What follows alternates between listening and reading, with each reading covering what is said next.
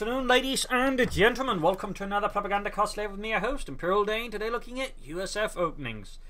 Yes, indeed, we're sort of continuing here with a slightly look at USF different sort of openings here for the different armies. This time around, looking at the USF, the Americans, the Freedom Boys.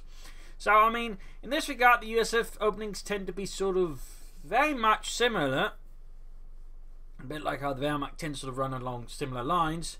In part also because, again, it's sort of, much more sort of narrow, there's fewer tiers overall. So, I mean, you got like 1, 2, 3, and they're sort of also in some ways cheaper. So there are some options here, but overall most American players sort of tend to stick to a few patterns. Overall, they'll go for at least 3 rifleman squads. A few number will go for 4 riflemen. Personally, I like to go for 4 riflemen, but the sort of more basic number tends to be 3. They might sneak in a mortar if they feel like it, but mortars sort of can very much vary from player to player if they actually go for the mortars, if they actually want them.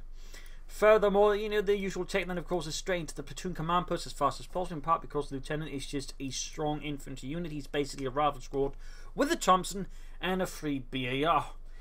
That's really good, in fact. That is amazingly good for sort of an early opening, and so tends to be the, number one choice for a lot of American players. So this is the lieutenant, they push him out, push hard with him, fill up with a few 50 calibers. Also, the current very popular choice is the M15A1 anti-aircraft half-tech, which can deal with light vehicles and infantry, thus forming up a strong nucleus for your sort of early game. They can allow you to pressure your opponent very aggressively, but also deal with any light vehicles in a lot of cases. I mean, if you're handling it extremely well, you can sort of theoretically even deal with the Lux, though you can also deal with the German Oberkommanders flak half-tech, since that's more common now than the Lux.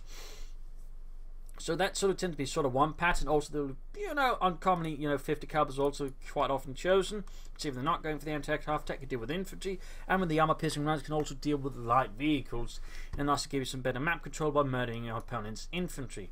Thusly, again, a lot of openings tend to involve that, and here we got the 4 rifleman opening here for Jimmy, which again allows him to push very aggressively across the front line, allows to hit from here and there, and of course, it's just really powerful. It is really, really powerful, particularly if the opponent does not have enough machine guns to actually keep track of it, in which case you'll usually go for a mortar if there is enough machine guns to actually, keep your opponent's hits down, or your hits down specifically. So, in this regard, we're sort of seeing just the power of the 4 riflemen starting, and again, it's not, I think, super popular, and holy smokes, he's just going for the 5 rifleman sort, which, yeah, there we go, realised.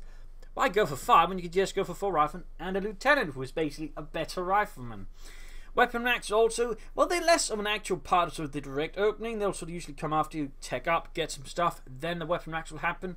Grenades also happen, but they are much, much rarer. But there are a few players that do it. If you go for a lot of rifle, you play aggressively though. Grenades can be a pretty good choice, and particularly opponents not expecting it.